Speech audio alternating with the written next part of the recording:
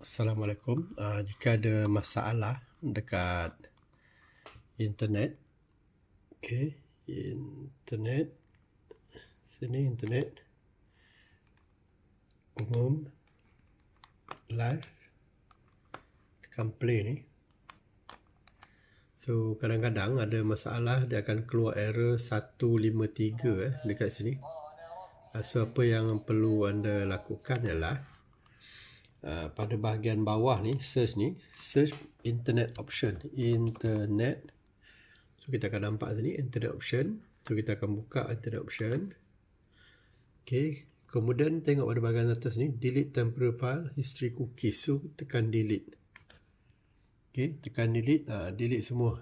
Ni kalau dalam masalah time tu, semua delete. Then tekan button delete. Dia akan delete semua data dan tekan OK.